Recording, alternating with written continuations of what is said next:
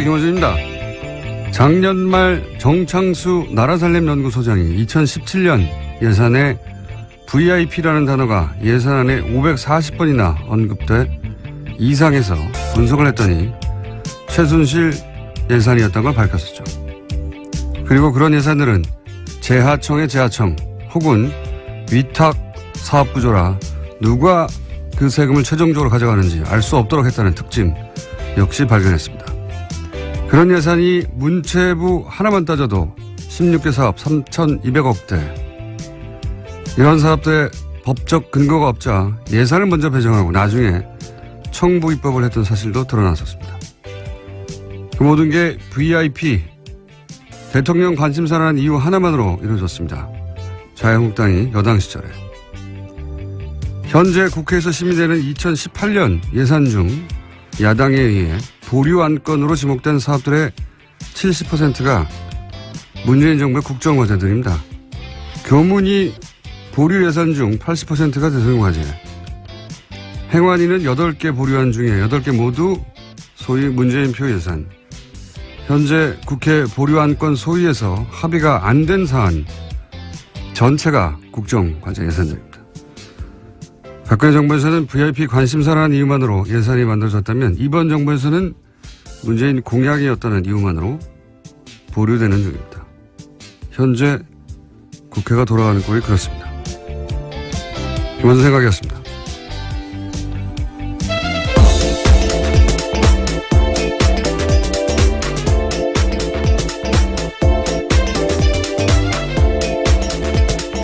시사인의 김은지입니다. 네. 사실 지금 국회에서 가장 중요한 건 예산안 심사인데, 예, 그렇죠. 국정과제, 소위 이제 공약에 있었던 것들이요. 예. 그 예산은 일단 막는다. 이게 이제 야당의 심의 전략이에요. 아주 노골적이라 수치로도 확인이 됩니다. 예. 보류되는 건 뭐 다 족족이다. 국정과제. 근데 그 공약들은 대부분 야당도 걸었던 거예요. 예. 그러니까 내용이 중요한 게 아니라, 예. 이번 정부가 내년에 쓸 돈을 없애버리겠다, 국정과제를. 뭐 이런 의도죠. 자, 첫 번째 뉴스는 뭡니까? 네, 이종명 전 국정원 3차장의 구속 적부심 청구가 받아들여지지 않았습니다. 어제 법원은 기존 구속영장 발부에 따른 구속이 적법하다라고 기각 사유를 밝혔는데요. 이 전 차장은 원세훈 전 국정원장 등과 공모해서 국정원 외곽팀에 수백 회에 걸쳐서 예산 수십억 원을 지급한 혐의를 받고 있습니다. 이미 지난 18일에 구속이 된 바가 있는데요. 당시에 오민석 영장전담 부장판사 같은 경우에는 영장 발부 사유를 이렇게 설명했습니다. 범죄 혐의가 소명되고 증거인멸 염려가 있다면서 구속의 사유와 필요성이 인정된다라고 했습니다. 영어로 밸런싱. 네. 예. 예, 균형요. 예, 네. 균형 맞추기. 김관진, 인관빈, 석방은 법리를 따졌을 뿐이고, 예. 특혜가 아니었다. 라는 걸 입증하느라고, 이번에 세심하게 배려한 듯한 청와대 수석과 관련된 사건의 인사는 석방했죠. 반면에. 네, 전병헌 전 수석과 관련된 부분은요. 예, 석방이 됐고, 예, 이번에 국정원 3차장은 석방을 시키지 않았습니다. 네, 저는 그래서 이게, 균형 맞추기다. 저는 그렇게 해석을 합니다. 예. 그래서 전병헌 전 수석을 MB가 살렸다고 제가 한 적이 있지 않습니까? 예. 구속도장이 찍혔던 걸 화이트로 지웠다는 뉴스도 있었잖아요. 예. 근데 만약 다시 구속영장이 청구된다면 전 수석은 구속될 가능성이 높다 이렇게 전망하는 바고요. 예, 현재 검찰이 재청구 카드를 만지작거리고 있다라는 보도도 꽤 나왔습니다. 자, 요 사안 관련해서는 아직도 이제 기다리고 있는 구속영장, 예, 실질 심사가 또 있어서 월요일쯤에 종합적으로 저희가 영장 해설 판사와 함께 다뤄보도록 하겠습니다. 자, 다음 뉴스는요. 네, 어제 국방부 사이버 댓글조사 TF가 3차 중간조사 결과를 발표했는데요. 군 사이버사령부가 지난 2012년에 총선에 총력 대응한다는 내용의 문건을 공식적으로 확인했습니다. 그런데 이 문건에 결재를 한 사람은요. 김관진 당시 국방부 장관입니다. 너무 당연히 구속되어 있어야 할 사람인데, 예. 이런 문구가 계속 나오는데. 결재했는데, 분명히. 결재라는 건 지시했다는 거거든요. 근데 이제 본인이 지시한 게 아니라 봤다는 뜻이다. 그러니까 본인은 종북 대응을 하라고 지시했지 정치관여를 지시한 바가 없다라고 계속 주장을 하고 네. 있고 이에 대해서 신강렬 부장판사 같은 경우에는 다툼의 여지가 있다라는 취지의 다툼의 이야기를 여지가 했습니다. 어디 있습니까? 여기서 종북이라고 하는 게 정부에 반대하는 사람들인데 그래서 당시 야당 의원들 비난하는 댓글 단 거 아니에요? 예. 네, 어제 조사 결과 봐도요. 총선 직후의 보고 문건들을 보면 사이버사는 정권 심판과 여당 공격, 정권 교체를 위한 투표 참여 동료 등에 대해서 종북 활동으로 규정해서 대응했다라고 되어 이 있습니다. 야당은 그냥 종북이에요. 예. 정부를 비판하면 다 종북을 했는데 이게 무슨 다툼의 여지가 있습니까? 군이 대국민 여론전을 왜 합니까? 군이. 정치 관여죠. 법으로 금지되어 있습니다. 그러니까 이제 보수는 계속 안보 하는데 국가 안보가 아니라 정권, 자신들의 안보, 자신들의 안위를 챙긴 거예요. 예. 그걸 다 종북이라는 단어로 묶어서 군이 정치 개입하게 했는데 문건도 나왔는데 결재도 했는데 지시도 했는데 구속이 안 되는 게 많이 되나요? 예. 네, 심지어 어제 발표에서는요. 2013년에 첫 조사했을 때 김관진 전 장관이 방해했던 내용까지도 나왔는데요. 관련해서 수사를 열심히 하려고 했던 헌병 수사관을 질책하고 수사팀에서 제외했다라는 내용도 있었습니다. 그러니까요. 예. 이게 이제 군이 정치에 개입하면 안 된다고 수사하려고 했더니 하지 말라고 한 거 같잖아요. 국방장관이. 김관진 국방장관 석방시킨 거는 두고두고 앞으로 거꾸로 발목을 잡을 거라고 저는 봅니다. 자, 다음 뉴스는요. 네, 관련해서 어제 SBS가 또 하나의 보도를 했는데요. 사이버사 댓글 공작에 대한 재조사가 본격화되면서 그 전에 김태효 전 청와대 대외전략기획관과 통화를 한 바가 있다라는 겁니다. 그 당시에 김태효 전 기획관 같은 경우에는 사이버사가 여론 조성을 위해서 댓글을 다는 것을 긍정적으로 평가한 이야기를 했다라고 하는데요. 지금 압수물 분석이 끝나는 대로 바로 김태효 전 비서관을 불러서 검찰이 조사할 계획입니다. 이게 청와대 김태효 비서관 당시에 대외전략기획관인가요? 예. 네, 대외전략기획관입니다. 예, 사이버 댓글을 긍정적이라고 독려했다는 거잖아요. 예. 자기 스스로 인정했다라고 어제 SBS가 보도한 건데요. 그러니까 군이 왜 정권 심판, 여당 공격, 투표 참여 독려 이걸 종북으로 규정하고 대국민 여론전을 하는 걸 독려합니까? 군은 이런 일을 하라고 있는 게 아니에요. 예, 군인이 이런 일을 했는데 그래서 본인 이 김태호 기획관은 뭐가 잘못됐냐 이거 아닙니까? 네. 종북 활동을 막았다는 거 아니에요. 그 종북이라는 건 그대로 나오잖아요. 정권 심판, 여당 공격, 투표 참여 독려. 이게 종북 활동이라 이게 뒤에 북한이 있다는 거 아닙니까? 사실상 인정한 것들인데요. 이것도 다시 구속영장 김관진 같은 사안으로 김관진 장관을 구속영장을 청구할 수는 없는 걸로 아는데 새로운 게 나오지 않는 두고 보겠습니다. 네, 저희도. 자, 다음 뉴스는요. 네, 원세훈 전 국정원장이 재임 시절에 멀쩡한 관사를 두고 서울 강남에 새 관사를 마련했다라는 보도도 나왔습니다. 여기에는 국정원 특활비 10억 원이 쓰였다라고 하는데요. 원래 국정원 안가로 쓰이던 곳이었는데 2010년에 원세훈 전 원장이 관사를 개조하면서 이 비용을 국정원 특수활동비 그것도 해외 공작금에서 충당했다라고 합니다. 해외 공작금. 예, 당시 고급 부자재를 쓰고 값비싼 직기를 들여놓은 것으로 알려졌는데요. 하지만 당시에도 이 사실이 언론에 공개된 바가 있습니다. 그러자 부랴부랴 철거를 했는데 심지어 그 철거 비용까지도 해외 공작금을 썼다라고 합니다. 본인이 한국 사람이 아니라고 생각했나 보죠. 해외 공작비를 갖다 쓴 거 보니까. 제가 이명박 정권 초기에 어떤 강연 자리에서 질문을 받은 적이 있어요. 이명박 정부를 어떻게 정의하느냐. 제가 그때 뭐라고 그랬냐면 이명박 정부는 국가를 수익 모드로 삼는다. 지금 되돌아봐도 명언이에요. 아, 본인이 한 말을 스스로 그렇게 네. 말씀하시는 건가요? 네. 이게 이제 좀 어려운 말로 이익의 사유와 손실의 사유와 이런 말이 있잖아요. 이제 공적이어야 하는 이익은 개인이 챙기고 과정의 손실은 다 공동체가 떠안는 사대강 같은 사업이 그런 거죠. 예. 공사비들은 대기업들이 나눠 먹고 커미션도 누가 챙겼겠죠. 거대하게 아주. 근데 이제 강 오염되고 죽고 하는 거는 국민들한테 떠넘겨져 있는 거 아닙니까? 근데 이명박 정부는 여기 더해서 그 비용의 세금화, 예. 그 범법의 합법화 이런 것까지 더해집니다. 왜냐하면은 자원회계 같은 사업을 보시면 다 합법의 틀을 쓰고 있어요. 절차적으로는. 절차적으로 합법의 틀을 쓰고 있고 또 그 돈은 다 세금으로 하는 거거든요.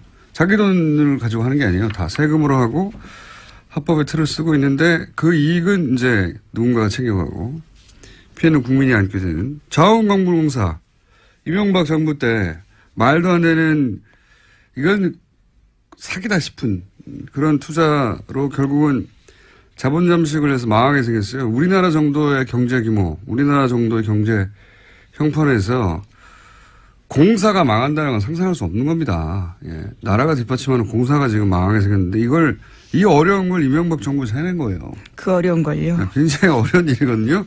그 예하 측근들도 똑같은 루틴이에요. 대통령이 국가를 수익 모델을 삼았다면 이 핵심들은 공직을 수익 모델로 삼은 거랑 마찬가지예요. 원세훈 국정원장이라는 공직을 자기 수익 모델로 삼아서 해외 공작비를 빼돌려가지고 스탠퍼드에 돈을 보내고요. 예, 200만 불을 보내고 개인 거점 만들려고 했다는 거 아닙니까? 그리고 국정원이 소유한 건물, 거기 꼭대기층을 사적인 사교공간을 만들었다는 거잖아요. 예, 심지어 여기는 원세훈 전 원장의 부인이 사적으로 쓴 것으로 추정되고 있는데요. 여기서 사교 모임을 했던 것으로 알려져 있습니다. 매우 이명박적이에요, 이 사건은. 예, 매우 이명박적이다. 굉장히 어울립니다. 이런 사건 없었으면 섭섭할 뻔했어요. 예. 근데 이제 지금까지 밝혀진 것만 해도 제가 이런 이야기를 들은 건 몇 년 전이거든요. 예. 저 정도가 드는 것도 몇 년 전이기 때문에, 예. 본격적인 수사가 이루어지면 훨씬 더 많이 나올 거라고 봅니다. 그때는 이런 이야기를 해도 아무도 믿질 않았었는데. 예. 자, 다음 뉴스는요? 네, 관련한 보도가 계속해서 있는데요. 원세훈 전 원장 시절에 국정원이 위장 사업자 이름의 차명 계좌를 무더기로 운영했다라고 어제 JTBC가 보도했습니다. 이 차명 계좌는 민간인 댓글 부대 등을 수사하는 과정에서 나왔다라고 하는데요. 댓글 부대 운영비 52억 원의 흐름을 확인하는 과정에서 해당 계좌들이 무더기로 발견됐다라고 합니다. 이것도 재미있는 뉴스네요. 원래 이 가짜회사, 위장회사, 예. 이 정보기관들이 이런 가짜 회사들 쓰죠. 특히 해외 공작 같은 거 할 때. 네, 그렇죠. 우리나라 사건 중에 가짜 회사가 등장했던 것 중에 하나가 해킹팀, 이탈리아 사찰 프로그램 해킹팀을 구매했던 회사. 예, 그 회사가 실체가 분명한 위상회사다 이런 얘기가 있었고요. 네, 2015년 사건이었습니다. 근데 이제 보통 그 해외 공작 같은 거 할 때 겉으로는 정상적이지만 실제로는 공작 거점이 되는 그런 가짜 회사들, 프론트 컴퍼니라고 합니다, 이런 걸. 프론트 컴퍼니. 근데 이걸 우리는 이제 댓글 공작 때 썼죠. 예. 댓글 공작 때 사무실로. 훌륭하지 않습니까? 예. 네, 그러니까 댓글 작업이 진짜 우리 안보를 강화시키는 게 아니라 약화시키는 일이라는 걸로밖에 볼 수 없는데요. 계속해서 그것이 정당한 활동이었다고 주장을 하고 있는 겁니다. 알겠습니다. 자, 군도, 국정원도 다 국가가 아니라 특정 정권의 안위를 위해서 일하면서 그걸 안보라고 포장하고 있었던 것이고 자기들이 반대하는 사람들을 다 종북이라고 주장하면서. 네, 우리 진짜 안보는 못 지켰던 거죠. 그러니까요. 지금 최근 10년의 보수는 안보는 보수에게 이렇게 말할 자격이 없어요. 예. 자, 다음 뉴스는 뭡니까? 네, 관련 보도 하나가 더 있는데요. 원세훈 전 원장이 선거 개입 혐의로 법정 구속되자 부인이 이명박 전 대통령을 찾아가서 항의했다라고 어제 TV조선이 보도했습니다. 지난 8월 달에 징역 4년 선고가 났는데요. 그로부터 며칠 뒤에 원세훈 전 원장 부인이 이명박 전 대통령의 논현동 사저로 갔다라고 합니다. 그러면서 이명박 전 대통령을 만나서 대통령께서 관심을 가지고 석방이 되도록 잘 도와줘야 되지 않냐라고 읍소했다라고 하는 건데요. 하지만 이명박 전 대통령은 원 전 원장의 혐의나 구속에 대해서는 아무런 언급을 하지 않았다라고 합니다. 대신에 아들과 함께 살면서 마음을 굳건히 가지다라는 대답만 했다라고 하는데요. 그래서 원세훈 전 원장의 부인 같은 경우에는요. 구속 당일에는 법정 문 밖에서 원장만 제가 있느냐 이렇게 항의한 바가 있다고 합니다. 예. 부인 성격 좀 있으신 분으로 제가 알고 있고요. 네. 네, 국정원에서는 부원장이라는 호칭을 얻을 정도로요. 굉장히 여러모로 캐릭터가 강한 분이었습니다. 네. 예, 부인을 직접 취재하거나 통화하신 기자분들이 있는지 모르겠는데. 저도 법정에서 몇 번 마주쳤습니다. 굉장히 적극적이세요. 예, 저는 이제 직접 통화한 내용으로 알거든요. 예.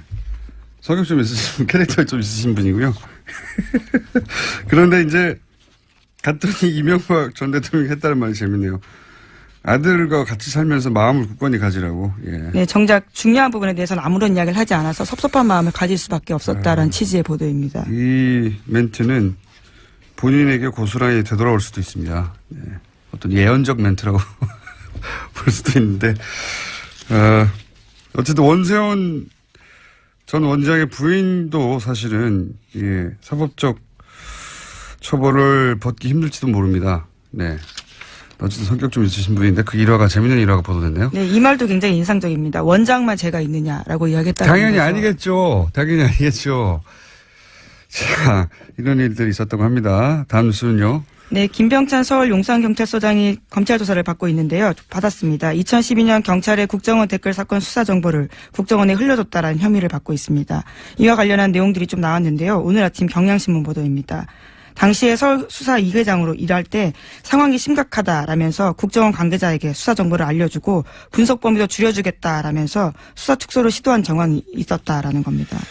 김병찬 용산경찰서장을 지금 압수수색하고 수사하는 것은 결국은 김용판 전 서울청장을 타겟으로 한 것이죠. 무죄를 그때 당시는 받았는데, 그때는 조사 2계장이었거든요. 예, 조사 네, 2계장. 수사 2계장요. 예. 수사 2계장이었거든요. 그래서 실무 책임자로 이 사안을 덮는 데 역할을 했다라고 보고. 근데 이제, 2012년 당시 2013년에 조사했죠. 최동욱 그리고 윤석열 팀이 이 수사를 할 때 그때 결국 법정에 나와서는 이 김 서장이 김병찬 서장이 아무것도 안 알려줬다 섭섭하다 이렇게 진술했는데 네, 국정원 직원이 그렇게 진술했었습니다. 예, 그 연락 체계했던 국정원 직원이 그 국정원 직원이 이제 번복을 했죠. 예. 네, 굉장히 자세하게 진술했는데요. 당시에 자신과 20분 정도 통화하면서 상황이 심각하다, 뭐가 나왔다 이렇게 이야기를 했고 그러자 걱정하지 마라, 우리가 다 알아서 조사 범위를 줄여주겠다 이렇게 이야기했다고 합니다. 그렇죠. 그래서 결국 어떻게 줄였냐면은 검색어를 줄입니다. 예. 검색을 해서 걸릴 거 아닙니까? 근데 이제 정치 댓글들이요. 예. 그 검색어를 확 줄여가지고 아무것도 안 걸리게 만든 다음에 아무것도 안 나왔다고 바꾸죠. 예. 그런 일을 했다는 것이 당시에도 의심을 받았지만 국정원 당시 연락관 안모 씨가 그때는 부인했다가 이번에는 뒤집었어요, 이야기를. 그때 자세하게 알려줬다고. 예. 아이디도 나오고 뭐 잔뜩 나왔는데 축소해준다는 거죠. 예. 실제로 그래서 마지막 대선 토론회 마지막 날 대선 토론이 끝나자마자 경찰 아무것도 안 나왔다고 중앙발표를 네, 혐의 했죠. 없음 네. 그 유명한 발표를 했었습니다.